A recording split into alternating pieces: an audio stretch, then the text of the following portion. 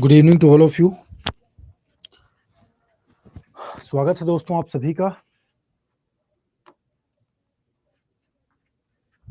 यार ये मत पूछिए निखत जी कैसे हैं, तबीयत बहुत खराब है, फीवर है, वायरल टाइप का हो गया है। क्लास को मिस नहीं कर सकता क्योंकि ख़त्म करना आपका सिलेबस। तो आशा करता हूँ कि आप लोग अब मुझे देख पा रहे होंगे, सुन पा रहे होंगे।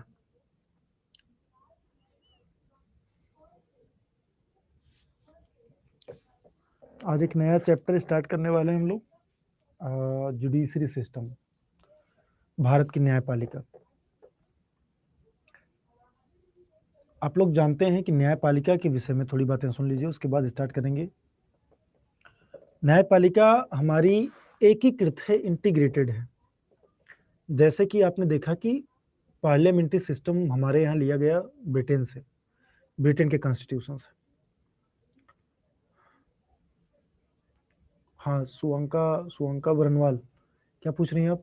गुड इवनिंग गौरव जी, आप सभी का स्वागत है, आप सभी का वेलकम है। तबीयत थोड़ी नासाज है दोस्तों, प्लीज़ आप कोऑपरेट करेंगे सभी लोग। क्या क्वेश्चन है पूछिए। 8 बजे आपकी क्लास नहीं होगी आज वाईटी पर। पेड क्लास सिर्फ लूंगा मैं, वाईटी नहीं लूंगा।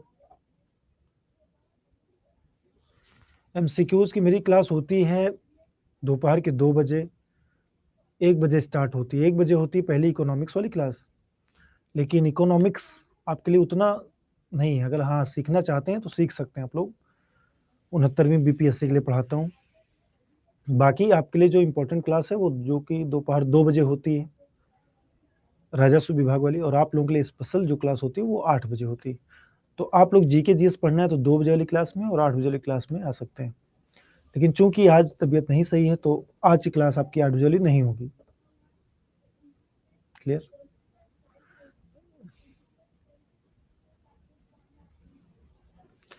स्टार्ट करें। आज हमारा एक नया टॉपिक है न्यायपालिका, भारत की न्यायपालिका, जुडिशरी सिस्टम आज हम पढ़ेंगे, सीखेंगे। उसके पहले आप समझ लीजिए पार्लियामेंट्री, जैसे मैंने तुलना किया कि भाई ब्रिटेन से हमारे यहाँ पार्लियामेंट्री सिस्टम था। क्या आपने देखा केंद्र में एक अलग सरकार होती है, राज्य में अलग सरकार होती है। केंद्र में अलग संसद है विधायिका के तौर पर, राज्य में अलग विधानमंडल है। केंद्र में पाया जाता है जो संसद में लोकसभा, राज्यसभा और राष्ट्रपति। राज्यों में पाए जाते हैं विधानसभा और राज्यपाल। कुछ यानी 6 राज्यों में विधानसभा के साथ साथ विधान परिषद भी और राज्यपाल।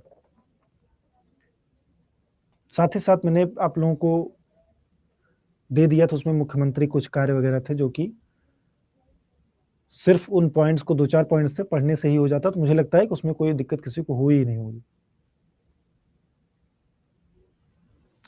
सर पेड रहता है हम लोगों का क्लास, प्लीज हम लोगों के, क्या कह रहे हैं,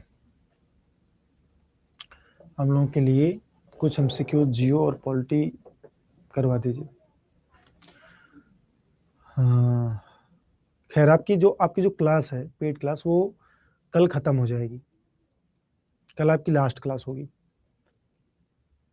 रही बात कि एमसीक्यूज का, अगर मेरी तबीयत सही रही, मुझे लीव पर नहीं जाना पड़ा, हालांकि मैं तब तक नहीं जाता हूँ जब तक एकदम बेड पे ना आ जाऊं, मतलब समझ रहे हैं। जैसे अभी स्थिति खड़े होने की नहीं, लेकिन मैं चेयर पे बैठा हूँ, अभी खड़ा भी होऊंगा मैं।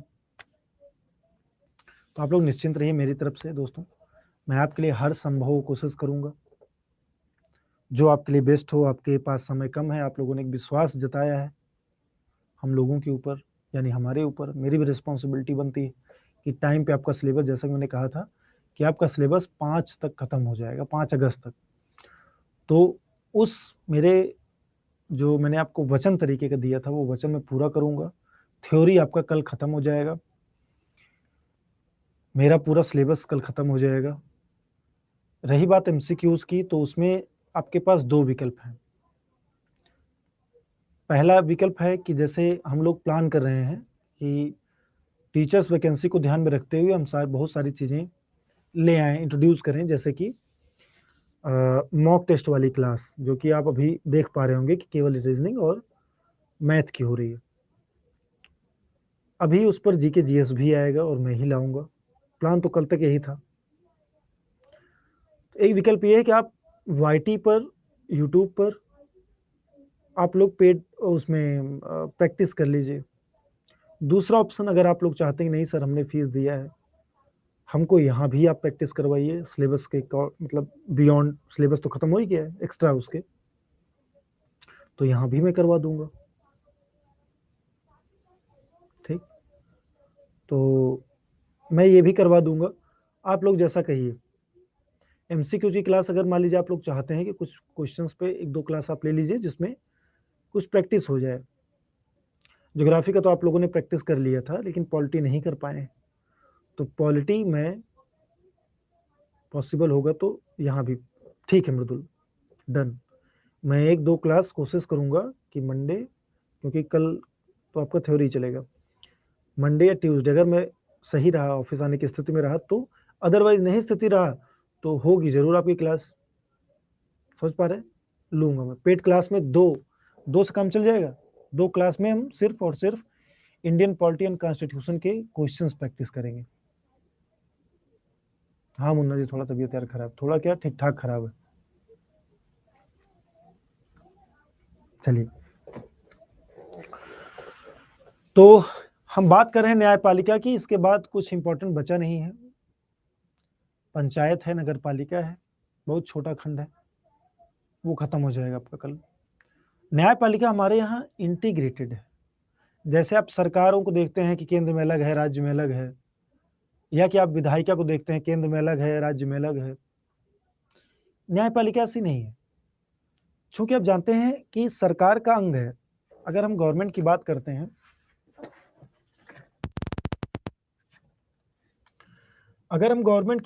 हैं, दोस्तों, तो गवर्नमेंट में आपका न्यायपालिका भी आता है।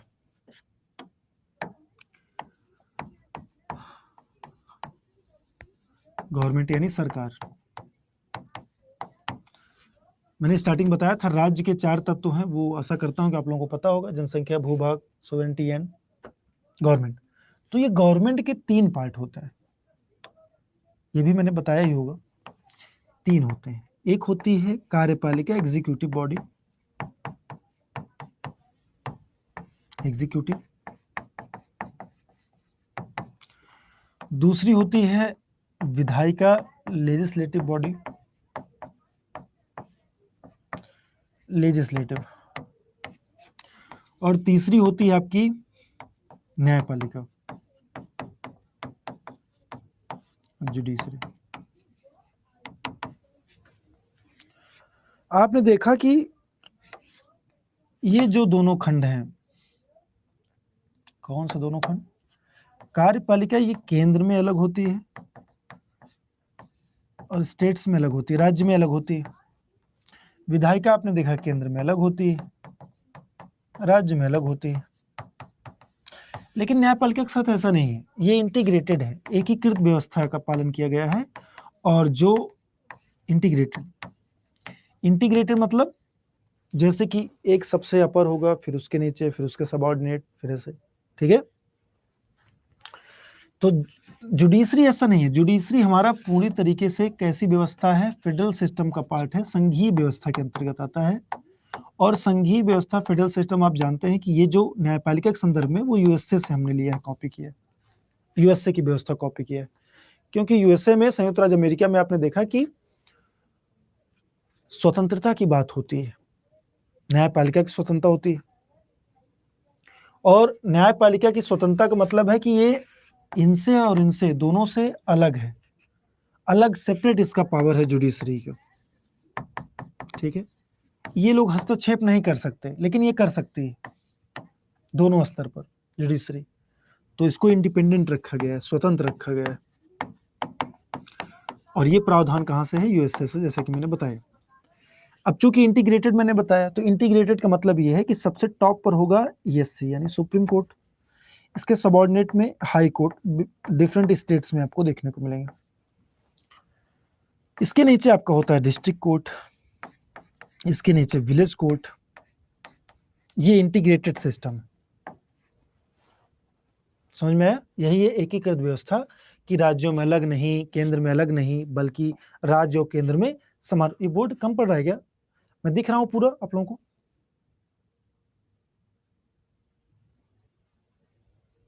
पूरा दिख रहा हूँ आप लोगों को? मुझे लग रहा है दिख नहीं रहा हूँ, दिख रहा हूँ, ठीक है।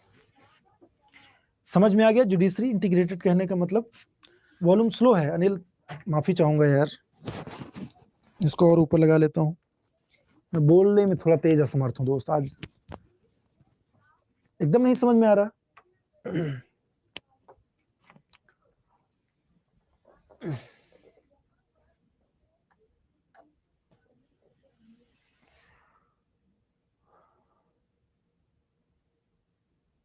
आ रहा है समझ में, मतलब जो बोल रहा हूँ एकदम नहीं समझ में आ रहा? ठीक है, समझने लायक है।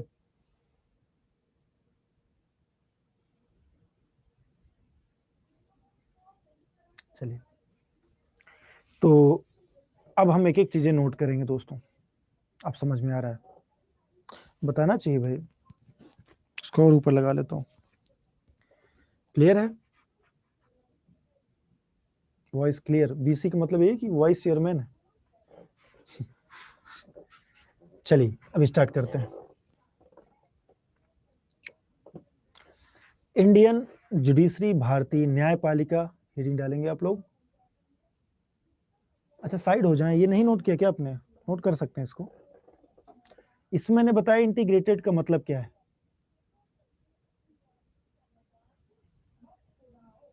ठीक, डन, ओके। आप हेडिंग डालेंगे सभी लोग, इंडियन जुडिशरी, भारतीय क्या नाम है, कार्य न्यायपालिका।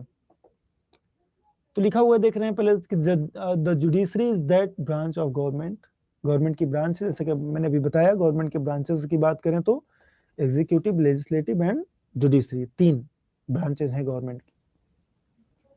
That interprets the law, settles dispute and administers justice to all the citizens. ये फोन किसका है यार?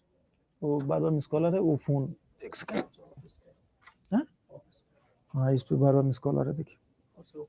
हाँ सब ओके, क्लियर?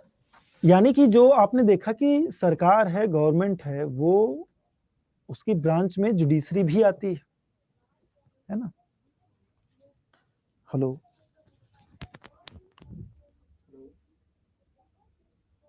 हेलो,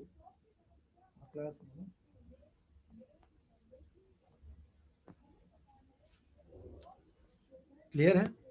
यहाँ पे लिखा हुआ है कि भाई न्यायपालिका सरकार की वह शाखा है जो कानून की व्याख्या करती है, विवादों का निपटारा करती है। विवाद कैसे समझिए? विवाद कैसे, कई बार आपको देखने को मिला होगा कि केंद्र और राज्यों में बहुत डिस्प्यूट हो जाता है, पावर को लेके, पॉलिसी को लेकर के, लॉ को लेकर के, है ना?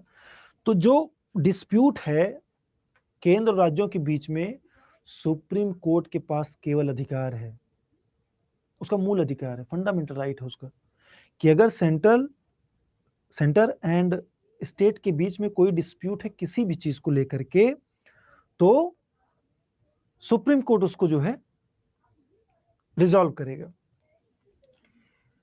For democracy to function effectively, it is imperative to have an impartial and independent judiciary.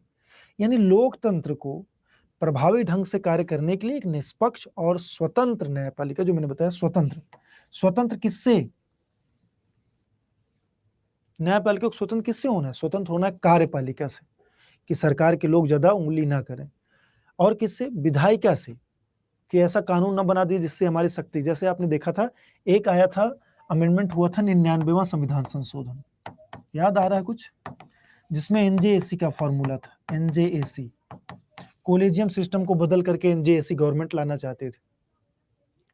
Supreme court ने कहा कि हमारे जो इंडिपेंडेंसी इससे खत्म हो जाएगी, तो इसलिए ये आपका जो आपने अमेंडमेंट किया संसद ने, ये निरस्त करते हैं, निरस्त कर दिया। क्लियर? चलिए, ये दोनों पॉइंट्स आशा करता हूं आप लोग समझ गए होंगे, और नोट करना है तो नोट इसको कर लीजिए, बाकी हम अभी डायग्राम बनाएंगे। थोड़ा मैं तब तक बैठ लेता हूं, नोट नहीं किए तो आप लोग नोट कर लीजिए ना।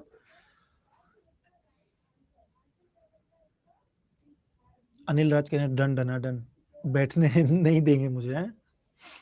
चलिए डन, थोड़ा साइड, अच्छा साइड हो गया, एकदम साइड हो गया मैं।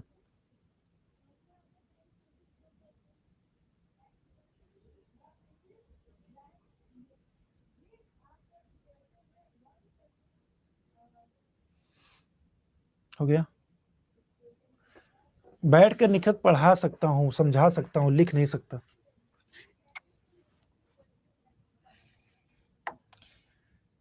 सभी लोग डायग्राम बनाएंगे। यहां लिखिए सबसे पहले सुप्रीम कोर्ट, ऐसे बीच में लिखिए सुप्रीम कोर्ट।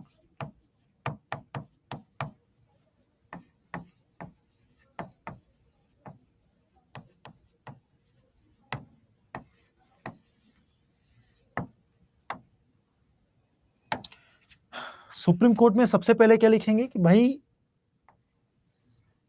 संविधान के किस पार्ट में है, किस भाग में, भाग,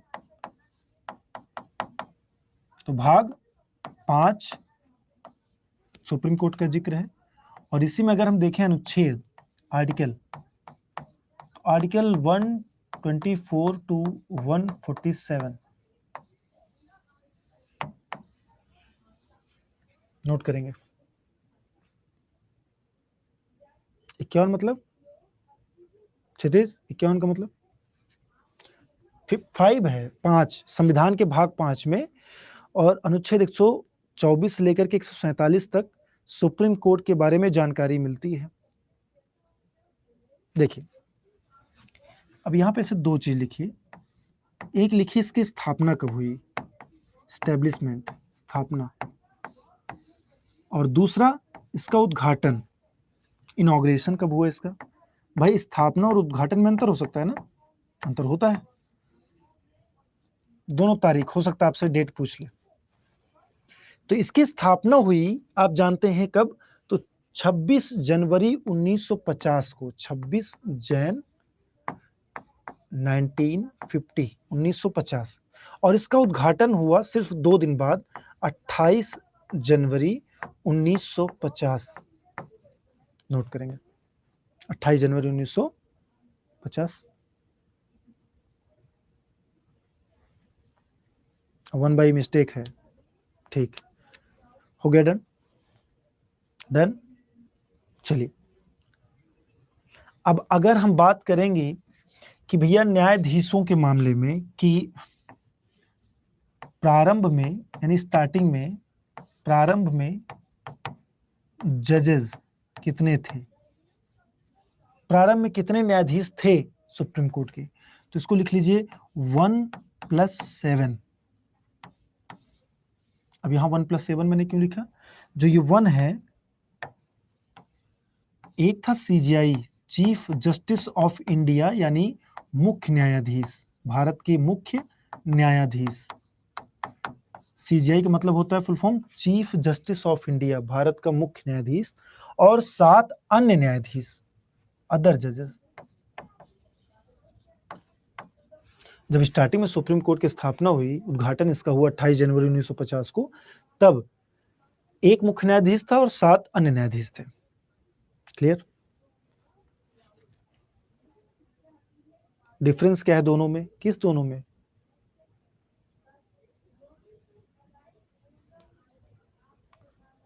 क्या दोनों में, इन दोनों में डिफरेंस पूछ रहे हैं क्या, स्थापना और उद्घाटन में, स्टैब्लिशमेंट एंड इनॉग्रेशन में क्या डिफरेंस होता है, ये पूछ रहे हैं। अच्छा हाँ, जैसे आप कोई मकान बनवाते हो, अब एक तारीख ऐसी आती है आपका मकान बन करके तैयार हो जाता है, फिर आप कार्ड छपवाते हो गृह प्रवेश के लिए, करवाते हो, तो वो होता है उद्घाटन के, आपने फीता काटा, सभी रिश्तेदार वगैरह आए हुए हैं, आप उसमें प्रवेश कर रहे हो, तो ये हो गया उद्घाटन। उद्घाटन और स्थापना में ये अंतर होता है। प्रारंभ में जजेस ये थे, और वर्तमान में, इन प्रेजेंट, प्रेजेंट सिनेरियो इसका क्या है, तो वर्तमान में कितना है, 1+33, 1+33, अब समझ गए होंगे आप लोग कि एक क्या है, CGI chief justice of India कौन है, जरा एक बार कमेंट करिए तो, और 33 अदर जजेस। उद्घाटन में नहीं दिख रहा है क्या? 28 जनवरी उद्घाटन, 26 जनवरी को इसकी स्थापना हुई, 28 जनवरी को उद्घाटन हुआ। चंद्रचूड़, डीवाई चंद्रचूड़ पूरा नाम ना, DY Chandrachud. Yes yes yes, न्यायमूर्ति DY Chandrachud, justice DY Chandrachud, पूरा नाम ऐसे लिया जाता है ना, जैसे किसी न्यायाधीश का नाम आपको लेना है तो जस्टिस लगाना पड़ेगा, जस्टिस डीवाई चंद्रचूड़, ऐसे जस्टिस, या हिंदी में लिखते रहे तो न्यायमूर्ति डीवाई चंद्रचूड़, ऐसे पूरा नाम इस तरीके से। चलिए ये हो गया। अब हम क्या देखें, अब हम देखिए कि भाई जो सीजीआई होता है, जो अदर जजेस होते हैं, उनकी नियुक्ति वगैरह को देख लेते हैं। तो यहां पे लिखिए मुख्य न्यायाधीश और न्यायाधीश दोनों लिख सकते हैं, तो लिखिए सीजीआई प्लस अदर जजेस, अदर जजेस मतलब मुख्य न्यायाधीश और अन्य न्यायाधीश, ठीक है ना। मुख्य न्यायाधीश और अन्य न्यायाधीशों के बारे में बात करेंगे थोड़ा सा, क्लियर। अब देखिए इनकी जो नियुक्ति होती है, इनकी नियुक्ति कैसे होती है? पी द्वारा होती है, प्रेसिडेंट, पी मतलब प्रेसिडेंट, नियुक्ति होती है पी द्वारा, प्रेसिडेंट द्वारा। लेकिन कोलेजियम के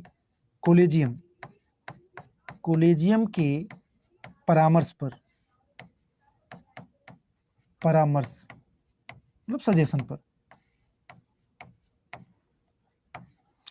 कोलेजियम में मुख्य न्यायाधीश होता है और कुछ वरिष्ठ न्यायाधीश होते हैं, वो नाम देते हैं सूची का कि सर इनको आप नियुक्त कीजिए, तो राष्ट्रपति उन्हीं को नियुक्त कर देता है, क्लियर। चलिए नियुक्ति हो गया। अब क्या है, अब नियुक्ति के बाद आप देखेंगे कि एज कितनी है, ठीक है। तो रिटायरमेंट की एज लिख लीजिए, रिटायरमेंट एज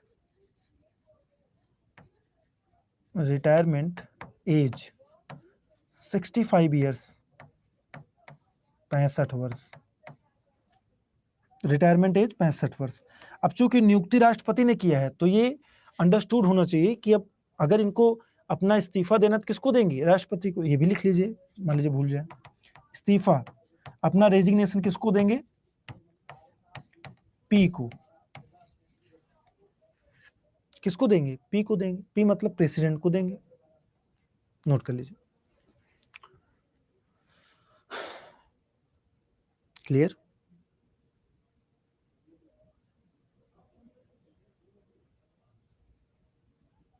सीजीआई का बनने का एज नहीं छीती, जैसे मान लीजिए वरिष्ठता के आधार पर चुना जाता है। सुप्रीम कोर्ट में जो सबसे वरिष्ठ होता है, सीनियर होता है, उसी का नाम दिया जाता है। कुछ विवाद भी हैं, कुछ अपवाद भी हैं। चलिए नोट कर लिया सबने? नोट कर लिया, ये डायग्राम बना लिया सबने? अब इस डायग्राम में बहुत सारी चीजें आप सीख गए, एक ही डायग्राम में बहुत सारी चीजें आ गई। अब इंडिपेंडेंट जुडिशरी देखिए क्या है, इसको जरा सीखिए, जो पॉइंट्स मैं आप लोगों को ले लिया हूं इसको भी जाए। इसका मतलब है कि सरकार की अन्य शाखाएं अर्थात कार्यपालिका और विधायिका न्यायपालिका के कामकाज में हस्तक्षेप नहीं करती। इंडिपेंडेंट जुडिशरी का मतलब यही है, स्वतंत्र न्यायपालिका, जो मैंने बोला था तभी, स्वतंत्र न्यायपालिका क्या मतलब है? देखिए न्यायपालिका जब आप लिखेंगे तो इस तरीके से लिखेंगे न्यायपालिका, लेकिन न्यायाधीश मैंने देखा कई लोग ऐसे लिख देते हैं, न्यायाधीश, आप में से कई लोग ऐसे लिख देते हैं ना, गलत है ये। न्यायाधीश ऐसे लिखा जाता है, न्यायाधीश होता है, न्यायाधीश नहीं, न्यायाधीश है ना, इसको इस तरीके से लिखेंगे, ये गलत है वर्ड, ये सही है। चलिए ये चीज तो आप जान गए। नेक्स्ट, अब ये देखिए जो मैंने आपको बताया कि एक हायरार्की होती है, एक हायरार्की सिस्टम होता है, जिसमें से सबसे पहले सुप्रीम कोर्ट ऑफ इंडिया, देखिए सबसे टॉप पर कौन होता है? सुप्रीम कोर्ट होता है। Its decision are binding on all courts, अगर इसने कोई डिसीजन दे दिया तो इस पर हाई कोर्ट पर भी, डिस्ट्रिक्ट कोर्ट पर भी, और जितने सबऑर्डिनेट्स हैं उन पर भी लागू होगा, सुप्रीम कोर्ट का डिसीजन अपने आप में सब पे लागू होता है। ये लोग उसको, जो डिसीजन होता है सुप्रीम कोर्ट को, उसको रख लेते हैं, भाई इसी के आधार पर हम अपना जजमेंट सुनाएंगे, टॉप पर सबसे एसपी।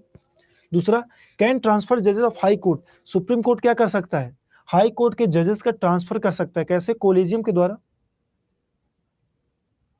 सुप्रीम कोर्ट ही डिसीजन लेता है। Can move cases from any court to itself. Supreme court क्या कर सकता है, अगर हाई कोर्ट में, इसमें डिस्ट्रिक्ट कोर्ट में कोई बात है, कोई भी केस चल रहा है, आपने जो रिट में देखा था उत्प्रेषण और उसमें प्रतिषेध में, याद है कि नहीं, प्रतिषेध और उत्प्रेषण में, वो ये है कि भाई अगर आप कोई बड़ा मुद्दा लेकर के आप जजमेंट सुनाने जा रहे हो, केस चल रहा है कोई, तो उसको तुरंत अपने पास मंगा सकता है कि हम इस पर सुनाएंगे judgment. Can transfer cases from one high court to another. मतलब अगर कोई बिहार के हाई कोर्ट में कोई केस चल रहा है तो सुप्रीम कोर्ट चाहे तो उसे यूपी ट्रांसफर कर सकता है, ये पावर है उसके पास। नियुक्ति नहीं होती कॉलेजियम में संजीव जी, मैंने बताया वरिष्ठता, जैसे मुख्य न्यायाधीश होता है बैठा हुआ, और जो अन्य जो वरिष्ठ न्यायाधीश होते हैं उनका एक टीम बन जाता है, कमेटी बना लेते हैं, फिर आपस में नाम सजेस्ट करते हैं, वही कॉलेजियम। अगर अलग से कॉलेजियम की भर्ती नहीं होती, वैकेंसी नहीं होती है या आती कोई। क्लियर? मुन्ना जी, इंदू जी, समझ में? चलिए, अब हाई कोर्ट्स का क्या होता है। High courts can hear appeals from lower courts. अगर यहां से आपने देखा होगा कि डिस्ट्रिक्ट कोर्ट में कोई केस हुआ तो वो उस केस को चैलेंज कर देते हैं हाई कोर्ट में कि हाई कोर्ट जा रहे हैं, अब आपका केस हमारा हाई कोर्ट होगा, ठीक है। कैन, ये हो गया हियर अपील। दूसरा, can issues Ritz for restoring fundamental rights. तो रिट्स तो आपने देख लिया कि रिट्स निकालते हैं 5 प्रकार के हाई कोर्ट्स भी। Can deal with cases with in the jurisdiction of the state. देखिए, अब हाई कोर्ट, जैसे मान लीजिए बिहार हाई कोर्ट है, उत्तर प्रदेश हाई कोर्ट है, पटना वाला, तो अपनी स्टेट की बातें वो करेगा। आप पटना हाई कोर्ट में वही केसेस ले जा सकते हैं जो बिहार में कोई केस हुआ है, तो ये नहीं कि उत्तर प्रदेश में कोई केस हुआ है, उत्तर प्रदेश के लोग जाके पटना हाई कोर्ट पहुंच गए, ऐसा नहीं हो सकता। ठीक, अभी बताते हैं Kshitij. Next, exercises superintendence and control over courts below it. मतलब जितनी भी इनके कोर्ट होते हैं ये उनके साथ डील करता है, सब उनका मास्टर यही होता है, ये सब बच्चे हैं उसके ना, ऐसे समझ। District court deals with cases arising in the district. यानी अब जिला अगर कोई कोर्ट है तो जिस जिले में अगर कोई केस हुआ तो वो कोर्ट पहले सुनेगा। नहीं, ये सिर्फ समझाने के लिए है, सिर्फ समझा रहा हूं, लिखना नहीं है इसमें, समझ लीजिए कि क्या क्या होता है, कैसे कैसे केस होता है। दूसरा, considers appeal on decisions given by lower courts. मान लिया डिस्ट्रिक्ट कोर्ट में कोई लोअर कोर्ट है, सबऑर्डिनेट कोर्ट है, जैसे सिविल है, क्रिमिनल है, ये सब अगर कोई सुनाए हैं, किसी तहसील वहसील में कोई केस चला है तो उसको जो है फाइनल करेगा डिस्ट्रिक्ट कोर्ट। डिस्ट्रिक्ट कोर्ट में कोई केस चला, उसकी सुनाई हुई तो उसको फाइनल करेगा हाई कोर्ट। हाई कोर्ट में कोई नहीं संतुष्ट हुआ तो गया सुप्रीम कोर्ट। ये है इंटीग्रेटेड सिस्टम। सेम वैसे सबऑर्डिनेट में आता है कंसीडर केसेस ऑफ सिविल, नागरिक संबंधित, और क्रिमिनल, फौजदारी। ठीक है, चलिए आगे चलें। हिंदी में अरे मैं उर्दू कहाँ बोल रहा हूँ, हिंदी तो बोल रहा हूँ, हिंदी तो बोल रहा हूँ। सुप्रीम कोर्ट से संतुष्ट नहीं हुए तो बस खत्म, फिर कहानी, फिर कहीं नहीं जा सकते आप। श्रेया, सुप्रीम कोर्ट में भी अगर नहीं, उसका भी डिसीजन नहीं मानना है तो फिर आप देश निकाले होगा, आप अंदर ही होंगे, फिर लाठी पलाठी बरसेगी, फिर तबीयत खराब हो जाएगी। चलिए,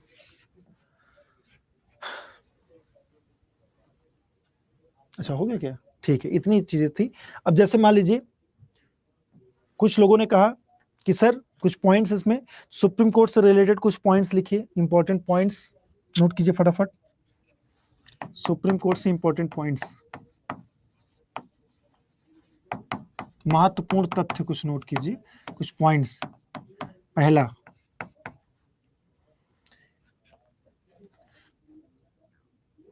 सब अब तक की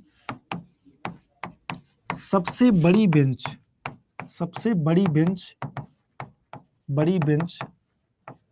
केशवानंद केस में, केशवानंद वर्सेस केरल राज्य वर्सेस केरल स्टेट, केरल राज्य में, केरल राज्य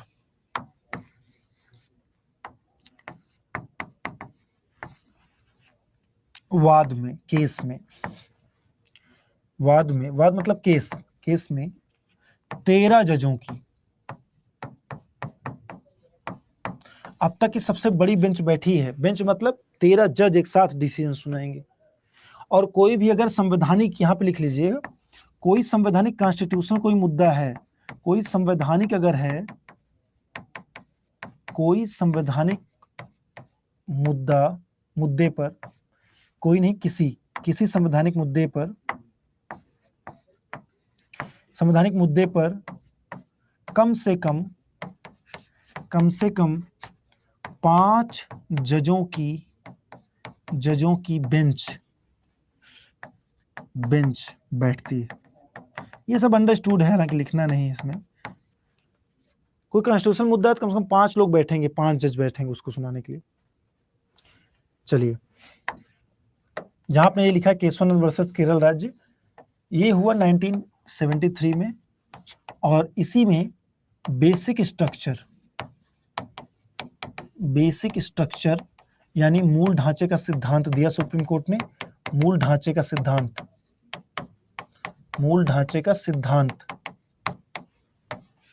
किसने दिया? सुप्रीम कोर्ट ने। मूल ढांचा क्या है? संसद किसी में भी संशोधन, सुन लीजिए, इसको लिखिए मत। मूल ढांचे का सिद्धांत मतलब ये है कि जो संविधान का बेसिक स्ट्रक्चर है, जो हमारे नेताओं ने बनाया संविधान, उसको आप नष्ट नहीं कर सकते। संसद पूरे संविधान में कहीं भी संशोधन कर सकती है, लेकिन जो मूल चीज है उसको नष्ट नहीं कर सकती। और मूल चीज डिसाइड कौन करेगा? Supreme court. कहीं लिखा नहीं कि ये मूल है, ये मूल, ये नहीं। सुप्रीम कोर्ट डिसाइड करेगा कि ये बेसिक स्ट्रक्चर में आता है कि नहीं आता है। ठीक है। ये अनिल सबसे दिन, सबसे कम, ये सब आप कहीं से भी देख सकते हो ना। इसमें कैसा समझना, बहुत सारे पॉइंट्स आप कहीं भी पढ़ सकते हो, लूसेंट में पढ़ सकते हो, सब सही है। जो मेन चीजें हैं, जो इंपॉर्टेंट चीजें, वो मैं पढ़ाने आया हूं ना, नोट कीजिए।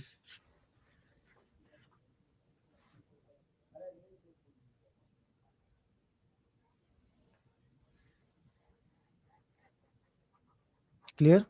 आगे चले।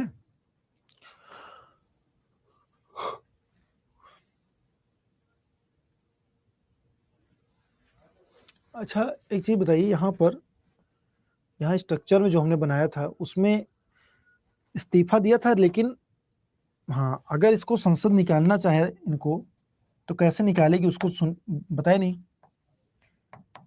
संसद महाभियोग जैसी प्रक्रिया, संसद इम्पीचमेंट जैसी प्रक्रिया होती है। महाभियोग नहीं होता, लेकिन महाभियोग जैसी प्रक्रिया द्वारा, प्रोसेस द्वारा, महाभियोग जैसी प्रक्रिया द्वारा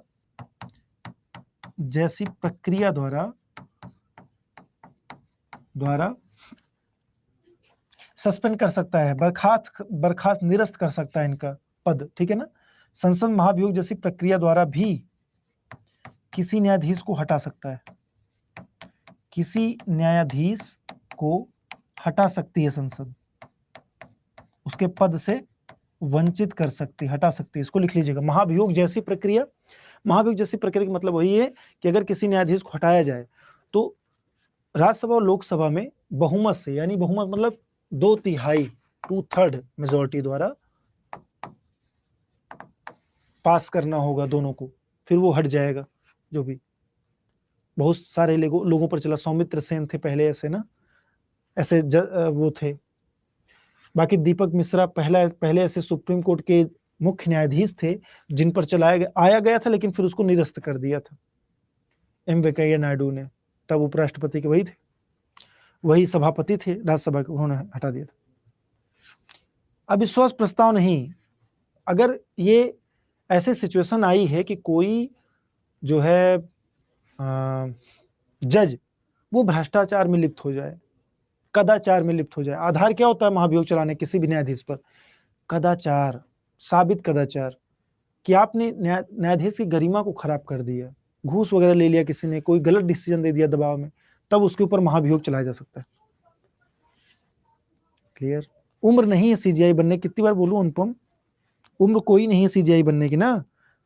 चलिए आगे चलें, अगला। अब देखिए समय अभी है, हो गया, तो यहां पे जो पॉइंट्स लिखे हैं, एक और पॉइंट लिख लीजिए, इंपॉर्टेंट पॉइंट है, केंद्र एवं राज्यों के बीच विवाद अगर कोई हो गया, डिस्प्यूट कोई हो गया सेंटर एंड स्टेट के बीच में, विवाद का निपटारा कौन करेगा? निपटारा केवल सुप्रीम कोर्ट कर सकता है, केवल एससी करेगा। ये इसकी मूल अधिकारिता है, इसकी मूल अधिकार है, मतलब एक समझिए मूल अधिकारिता, यानी इसका फंडामेंटल राइट है। अगर कोई भी सेंटर या स्टेट के बीच में वो हो गया, डिस्प्यूट हो गया, तो उसको हाई कोर्ट वगैरह उसको नहीं हैंडल करेगा। कौन हैंडल करेगा?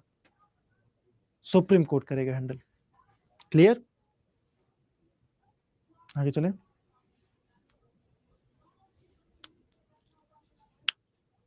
चलिए अब देखिए, आप हाई कोर्ट, जैसे सुप्रीम कोर्ट के एक बना लिया था ना, वैसे एक हाई कोर्ट का बना लीजिए। उच्च न्यायालय हो गया, उच्चतम हो गया, अब उच्च न्यायालय। थोड़ा एक डायग्राम बना लीजिए, इसको भी जान लीजिए, कुछ इसके फैक्ट्स वगैरह। उच्च न्यायालय मतलब high court, high court note करेंगे सभी लोग, हाई कोर्ट। अब देखिए हाई कोर्ट के बारे में वैसे ही बनाना है कि संविधान के किस पार्ट में है। नेक्स्ट स्लाइड करें। नेक्स्ट पाहे मतलब संतोष जी, नेक्स्ट पाहे मतलब बताइए। प्रारंभिक क्षेत्र अधिकार क्या होता है? वही होता है मूल अधिकार, मतलब प्रारंभिक क्षेत्र अधिकार, वही है मूल अधिकार उसका। प्रारंभिक क्षेत्र अधिकार ही मूल अधिकार है अनिल। चलिए उच्च न्यायालय को देखेंगे। भाग 6, वो भाग 5 था, ये भाग 6 में पार्ट 6 आपने उसके अनुच्छेद में देखा था कि 124 से 147 था। यहां पर क्या होगा? यहां पर 214 से 231 अनुच्छेद की अगर मैं बात करूं तो 214 से 231 किसके बारे में जानकारी मिलती है? हाई कोर्ट के बारे में जानकारी मिलती है। नेक्स्ट पढ़ाइए, बोल रहा है, नेक्स्ट ही तो है। चलिए भाग 6 अनुच्छेद हाई कोर्ट के बारे में कहां जिक्र है? यहां पर देखिए, आपने पढ़ा होगा 1861 का अधिनियम पढ़ा है। देखिए 1862 ईस्वी में सबसे पहले 3 हाई कोर्ट बने थे। सबसे पहले तीनों जो प्रमुख प्रेसिडेंसियां थी वहां पर, कहां पर? कलकत्ता, मतलब सबसे पुराना पूछा जाता, कलकत्ता, बंबई और मद्रास। इतिहास में भी आप लोगों ने पढ़ा होगा 1862 ईस्वी में कलकत्ता, बंबई और मद्रास में 3 सबसे पहले हाई कोर्ट बने। कब बने? 1862 में इनका गठन हुआ। क्लियर? 1862 में। क्लियर? चलिए अब देखिए, अभी वर्तमान संख्या कितनी है हाई कोर्ट में? वर्तमान संख्या इनकी 25 है, 25, मतलब अभी तक 25 हाई कोर्ट हैं। और सबसे नया वाला हाई कोर्ट कौन सा है? 2019 में जो बना, 1 जनवरी 2019 को अमरावती, 1 जनवरी 2019 को आंध्र प्रदेश की राजधानी अमरावती में, अमरावती हाई कोर्ट।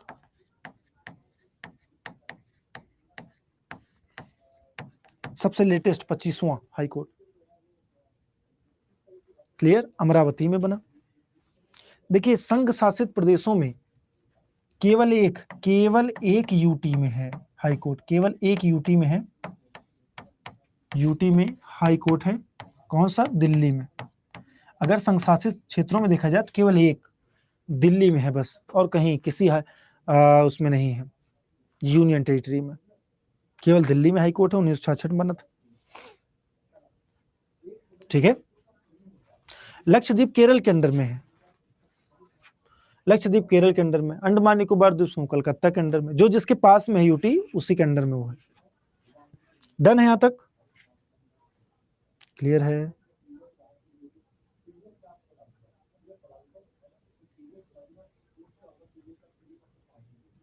चलिए, अब उच्च न्यायालय तो आपने देख लिया, लेकिन उच्च न्यायालय के न्यायाधीशों को आपने देखा नहीं।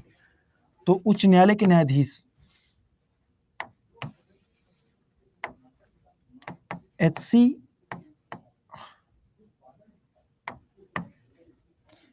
के न्यायाधीश, मुख्य न्यायालय के न्यायाधीश, ऐसे एक बॉक्स बनाइए, दूसरा इसमें नोट करेंगे। पटना का भी है ना, पटना भी हाई कोर्ट।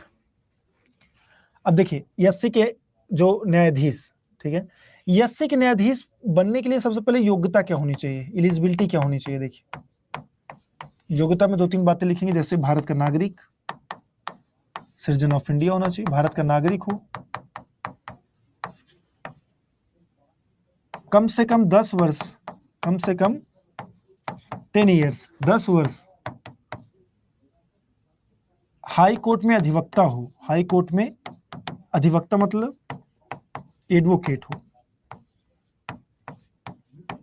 जो इंपॉर्टेंट है। कम से कम 10 वर्ष तक आप एडवोकेट रहिए, तभी आप न्यायाधीश बन सकते हैं हाई कोर्ट के, ध्यान रखना है। ठीक है, क्लियर? 10 वर्ष।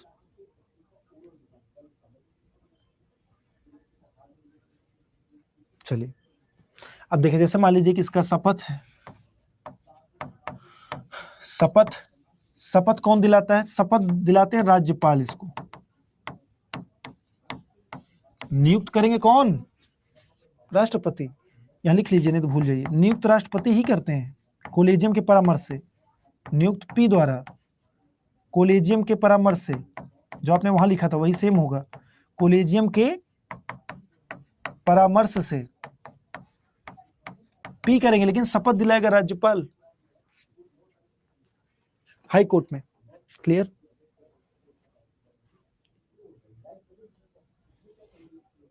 क्या भूल रहे हैं? और हाँ, उम्र भूल रहे हैं, उम्र।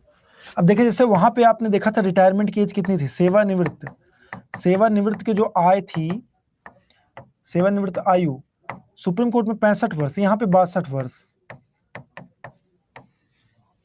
सेवानिवृत्त की आयु कितनी हाई कोर्ट में? 62 साल। 62 साल में आप सेवानिवृत्त हो जाएंगे, है ना?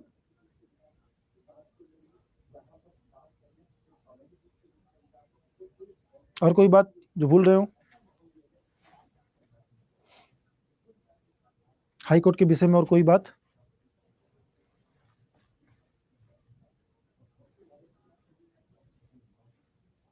एक चीज है, अब तो कोई बात नहीं है, इतना इंपॉर्टेंट है। एक है पीआईएल, नाम सुना होगा आप लोगों ने, लोक या जनहित याचिका, पब्लिक इंटरेस्ट लिटिगेशन। इसका फुल फॉर्म क्या है? पब्लिक इंटरेस्ट लिटिगेशन, लिटिगेशन, यानी इसको बोलते हैं जनहित याचिका, जनहित याचिका। आप जानते हैं जनहित याचिका बाद में आया, पहले से नहीं था ये जनहित याचिका भारत में। एक नाम आप लोगों ने सुना होगा, शुरुआत अच्छा लिख लीजिए सबसे पहले, स्टार्ट कब हुआ पीआईएल? शुरुआत हुआ 1979 में, 1979 में आया। और फादर कौन है भारत में? जनक, भारत में जनक, ऐसे पूछा फादर, भारत में जनक कौन है? पीएन भगवती, न्यायमूर्ति पीएन भगवती, उसमें क्या थे? न्यायाधीश थे। छूट जा रहा है क्या कुछ? अनिल क्या छूटा? बिल्कुल हाई कोर्ट में बेंच होती है, सबसे बड़ी, सबसे ज्यादा बेंच किस हाई कोर्ट की है? इलाहाबाद हाई कोर्ट, यूपी, सबसे ज्यादा बेंच है उसके पास। हैंड रिटन पीडीएफ मिले, सारा जो लिख रहा हूं ना पीडीएफ पूरा मिलेगा आपको, पूरा पीडीएफ मिलेगा। शुरुआत हुआ 1979 में, और भारत में जनक कौन है? PN Bhagwati, public interest litigation. Clear?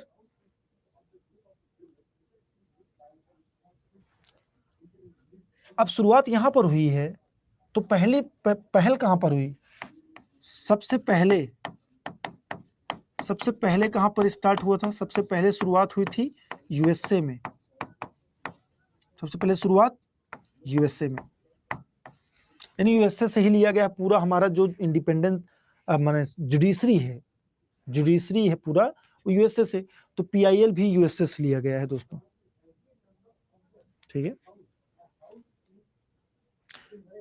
Mobile code क्या है? मोबाइल कोड मतलब मोबाइल द्वारा कोड, एक ऐसी छोटी संस्था जो बहुत माइक्रो लेवल पर काम करती है। आपको सारी चीजें, अगर कोई विवाद है वो सब है तो मोबाइल से ही सब सिस्टम हो जाता है। उसमें कुछ जो है कुछ समिति बनती है, जैसे एक कम से कम जज होना चाहिए, वरिष्ठ, मतलब कि आप वकील हो या न्यायाधीश हो वो हो, प्लस लोग समाज सेवी कोई हो। अब वो सब बैठते हैं, आपका जो है सॉल्व कर देते हैं केस, चलता फिरता कोर्ट, है ना। तो ये दोस्तों आपका एक तरीके से जुडिशरी रहा पूरा। और इसके बाद डिस्ट्रिक्ट कोर्ट समझ लीजिए, डिस्ट्रिक्ट कोर्ट में जो होता है, जो जज आता है ना, एडीजे उसको बोलते हैं, एडीजे, एडिशनल डिस्ट्रिक्ट जज, एडीजे। ये क्या आ गया? ये कैसे आ गया? कहाँ से आ गया भाई? जाने दीजिए, पता नहीं कहाँ से आ गया। एडीजे होता है, एडीजे एडिशनल डिस्ट्रिक्ट जज होता है। अब इसका जो है, जो आप पीसीएस कब देते हैं ना, जैसे मान लीजिए पीसीएस जो जुडिशरी वाला होता है उसके द्वारा इसका होता है। आप जो लोक सेवा आयोग है, जैसे बिहार लोक सेवा आयोग है, तो लेता नहीं पीसीएसजे का फॉर्म आता है, जो लॉ की होते हैं, एलएलबी के होते हैं, वो ये फॉर्म डाल पाते हैं, उसे एडीजे बनते हैं। आप एडीजे से ही सीनियर जज बनते हैं। फिर कौन करता है? आपको मान लीजिए कि प्रमोट करना कौन करेगा? राज्यपाल करेगा। समझ में आया? आरटीआई कहीं भी आरटीआई किसी भी विभाग में सरकारी कहीं भी आरटीआई कर सकते हैं, right to information. Total high court 25 है अनिल जी। तो चलिए मैं इसका पीडीएफ दे रहा हूं दोस्तों आपको, है ना। पीडीएफ ले लीजिए आप लोग, समय हो रहा है, नेक्स्ट क्लास भी है, देखता हूं कर पाता हूं नहीं, उसको कर ही लूंगा। क्या है ये? पोल ऐप, ठीक है। बाकी आप लोग थोड़ा सा पढ़ते रहिए, जैसे कोई नोट्स है, नोट्स का आप रिवीजन करते रहिए, कोई आपके पास बुक वगैरह उससे भी पढ़ते रहिए 2-4 पॉइंट, ठीक है। दीवानी और कलेक्ट्रेट नहीं होता है, दीवानी और फौजदारी दो होता है। जो गांव में सुना होगा, दीवानी हो रहा है, फौजदारी हो रहा है। दीवानी होता है जो मतलब जमीनी उमनी कोई केस है, जमीन केस है, या कि सिविल कोई केस है। सिविल मतलब बच्चा गोद लिया और हस्बैंड वाइफ में झगड़ा हुआ, माता पिता में लाठी चली, इस तरीके से। और एक होता है फौजदारी, आपने किसी को मर्डर कर दिया, किसी को जान से मारने की धमकी दी, गुंडा मवाली बन रहे हैं आप, तो वो दोनों अलग अलग होते हैं। सत्र न्यायालय उसको बोलते हैं, सत्र न्यायालय और जिला न्यायालय, इसलिए लिखा रहता है जिला एवं सत्र न्यायालय लिखा रहता है ना। दोनों का काम अलग होता है। फौज क्रिमिनल वाला चीजें अलग देखता है, सिविल चीजें अलग देखता है, अलग कोर्ट होता है उसका। ये पीडीएफ दे रहा हूँ, एक सेकंड।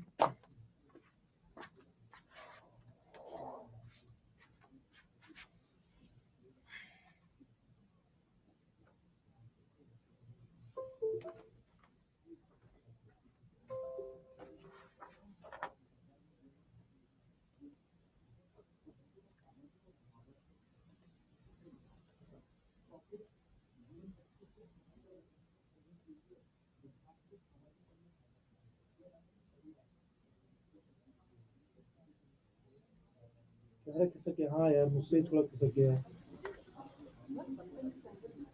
पीडीएफ हो गया, देखिए तो जरा, मिल गया सबको? कैमरा एकदम तिरछा हो गया क्या?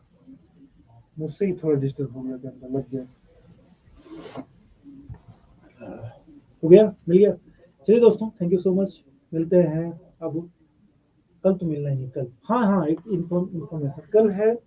अगर मेरी तबीयत ठीक रही ना तो कल मैराथन लगी है मेरी, 3 से 6।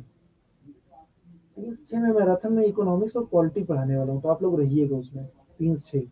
और आप लोगों का चूंकि 4 से 5 क्लास होती है, तो 3 से 6 मैराथन है, तो इसलिए आपकी क्लास 6 से 7 हो जाएगी कल। मैराथन के बाद आपकी क्लास ले लोगे, ठीक है। मैराथन की क्लास आपके बाद होगी, मतलब 6 से 7 आपकी क्लास हो जाएगी। और 3 से 6 हम लोग मैराथन देखेंगे, उसमें इकोनॉमिक्स और इंडियन पॉलिटी कॉन्स्टिट्यूशन खूब क्वेश्चन देखने वाले। Thank you so much, thank you. जय हिंद, जय भारत दोस्तों। पढ़ते रहिए, मस्त रहिए, बस स्वास्थ्य का बहुत ख्याल रखिए, इसमें बहुत दिक्कत हो रही है।